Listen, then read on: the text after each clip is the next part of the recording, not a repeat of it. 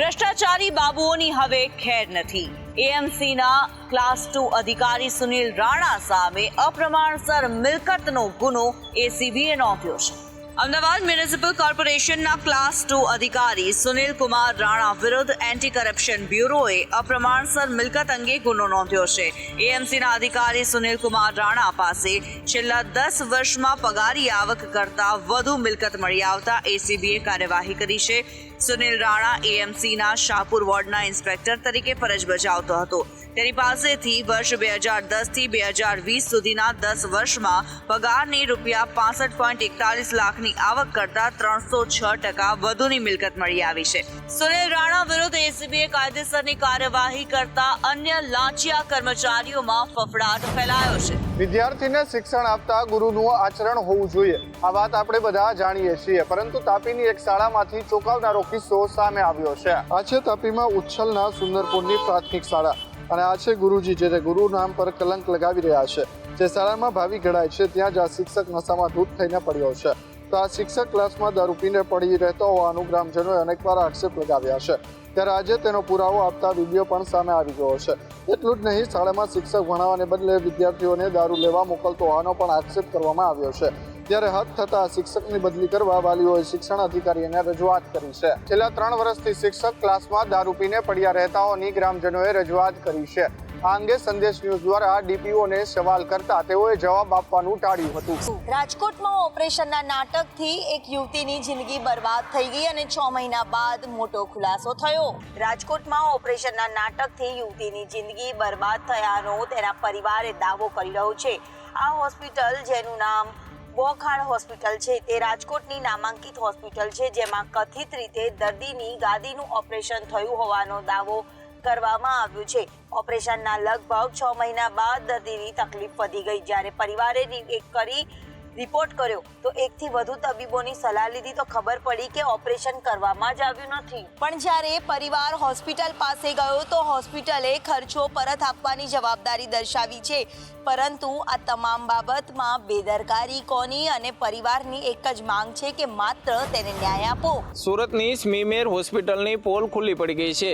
Hospital સમિતિના ચેરમેનની surprise વિઝિટથી અનેક ખુલાસા થયા છે। સુરત મહાનગરપાલિકા સંચાલિત સ્મીમેર હોસ્પિટલમાં દર્દીઓને આપવામાં આવતી રસોઈમાં કાકરી નીકળી છે।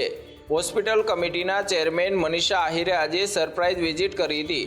તેમને રસોડા વિભાગની તપાસ કરી હતી। તે દરમિયાન દર્દીઓને આપવામાં આવતું ભોજન ટેસ્ટ કરતા તેમના જ ભોજનમાંથી કાકરી આવી હતી। રસોડા વિભાગની આ બેદરકારી બદલ હાજર અધિકારીઓને ખખડાવ્યા અને જરૂરી સૂચનો આપ્યા હતા।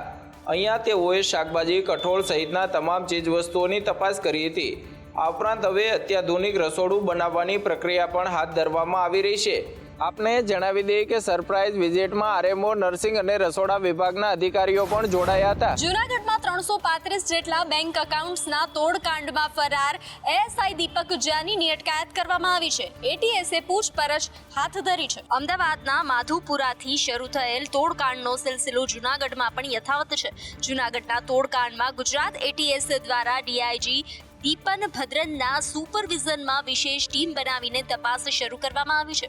આ તોડકાંડમાં જૂનાગઢ માણાવદરના સર્કલ પોલીસ ઇન્સ્પેક્ટર તરલ ભટ્ટ, એસઓજી પોલીસ એમ ગોહિલ અને એએસઆઈ દીપક જાનીની ત્રિપુટીએ મળીને સૌથી મોટો તોડબાજી આચરી હોવાનું સામે આવ્યું છે। આ તોડકાંડમાં હાલ એએસઆઈ દીપક જાનીની અટકાયત કરાઈ છે। જો કે સીપીઆઈ તરલ ભટ્ટ અને એસઓજીના પોલીસ એમ ગોહિલ હજુ ફરાર છે। ફરિયાદી કાર્તિક ભંડારીના નિવેદન બાદ દીપક જાનીની પૂછપરછ હાથ ધરવામાં આવી છે। બેંક એકાઉન્ટ ફ્રીઝ મુદ્દે પણ નોટિસ આપવામાં આવી છે। રાજકોટના મવડી વિસ્તારની મહિલાઓ હાથમાં દૂષિત પાણીની બોટલો લઈને કોર્પોરેશન પહોંચી હતી। મહિલાઓનો આક્ષેપ છે કે છેલ્લા ઘણા સમયથી તેમને ત્યાં દૂષિત પાણીનું વિતરણ થઈ રહ્યું છે। રાજકોટના મવડી વિસ્તારમાં રહેતી મહિલાઓનું ટોળું હાથમાં દૂષિત પાણીની બોટલો લઈને કોર્પોરેશનની કચેરીએ પહોંચી હતી।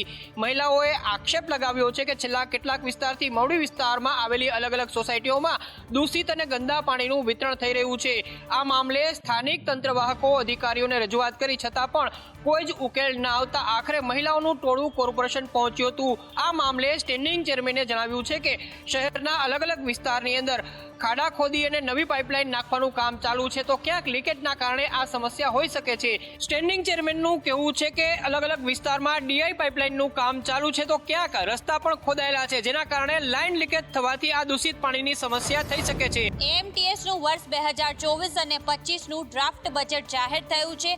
અમદાવાદને મલ્ટી મોડલ ટ્રાન્સપોર્ટ હબ મળશે. અમદાવાદની લાઇફલાઇન ગણાતી એએમટીએસ બસનું આજે ડ્રાફ્ટ બજેટ રજૂ કરવામાં આવ્યું હતું. અમદાવાદ મ્યુનિસિપલ ટ્રાન્સપોર્ટ સર્વિસના ટ્રાન્સપોર્ટેશન મેનેજર આરજવ શાહ દ્વારા વર્ષ 2024 અને 25નું 641 કરોડનું બજેટ જાહેર કરવામાં આવ્યું છે, જેમાં નાગરિકોને એમટીએસ, બીઆરટીએસ અને મેટ્રોની કનેક્ટિવિટી મળી રહે તે માટે મેમનગર, અખબારનગર અને આરટીઓ ડેપો ખાતે મલ્ટી મોડલ ટ્રાન્સપોર્ટ હબ બનાવવાની જાહેરાત કરવામાં આવી છે. 7 જેટલી ડબલ ડેકર બસ પ્રથમ તબક્કામાં શરૂ કરવામાં આવશે. એમટીએસની કુલ 1052 જેટલી બસોમાંથી 1020 બસો ઓન રોડ દોડશે. એમટીએસનું ચાલુ વર્ષનું દેવું 4223 કરોડ સુધી પહોંચી ગયું છે, તો ગત વર્ષનું દેવું 3870 કરોડ સુધી પહોંચી ગયું છે. આમ 353 કરોડ સુધીનું દેવું વધ્યું છે. જામનગરના અંધ આશ્રમ વિસ્તારમાં આવેલા 1404 આવાસોને ખાલી કરાવવા માટેની મહેનત ચાલી રહી છે. તેમ છતાં અહીં વિસ્તારમાં ગેરકાયદેસર બાંધકામ થતું હોવાનું સામે આવ્યું છે. જામનગર મહાનગરપાલિકા દ્વારા બનાવેલા અંધ આશ્રમ પાસેના 1404 આવાસના ફ્લેટ કે જે હાલ જર્જરિત હાલતમાં હોવાથી ખાલી કરી દેવાની આખરી મહેનત આપી દેવાયા પછી પણ તેમાં કેટલાક લોકો ગેરકાયદેસર રીતે ગ્રાઉન્ડ ફ્લોરમાં દુકાનો બનાવી દીધી હતી.